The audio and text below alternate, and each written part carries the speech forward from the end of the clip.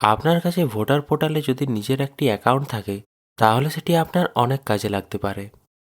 এই ভিডিওটিতে আপনি জানবেন ভোটার পোর্টালে নিউ ইউজার রেজিস্ট্রেশন কিভাবে করতে হয়।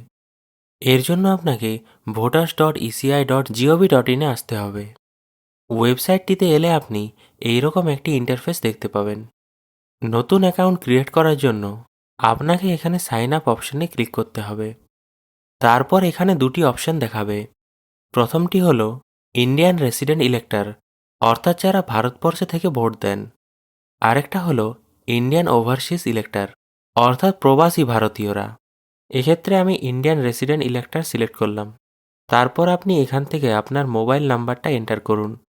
এক্ষেত্রে বলে রাখি, আপনি আপনার যে কোনো মোবাইল নাম্বার দিয়ে ইউজার রেজিস্ট্রেশন করতে পারেন, তবে আপনার আধার কার্ডের সাথে যে মোবাইল নাম্বারটি রেজিস্টার আছে সেটা দিয়েই সাইন আপ করলে ভালো হয়, কারণ পরবর্তীকালে আপনার এটি কাজে লাগতে পারে। তারপর এখান থেকে আপনি চাইলে আপনার ইমেল অ্যাড্রেসটি এন্টার করতে পারেন। তারপর এখানে ক্যাপচা টাইপ করে কন্টিনিউ করুন। এরপর এখান থেকে আপনি আপনার ফার্স্ট নেম এবং লাস্ট নেম টাইপ করুন এবং রিসেন্ড ওটিপিতে ক্লিক করুন। তারপর আপনি যে মোবাইল নাম্বারটি একটু আগে এন্টার করেছিলেন সেই নাম্বারে একটি ওটিপি আসবে। সেই ওটিপিটা এখানে এন্টার করে ভেরিফাই করুন। তাহলে আপনার ভোটার সার্ভিস পোর্টালে আপনার নতুন একটা ইউজার অ্যাকাউন্ট ক্রিয়েট হয়ে যাবে। তারপর লগ ইন করার জন্য আপনি আপনার মোবাইল নাম্বারটা এন্টার করে ক্যাপচা টাইপ করে ওটিপি রিকোয়েস্ট করুন এবং ওটিপিটা দিয়ে লগ ইন করে নিন।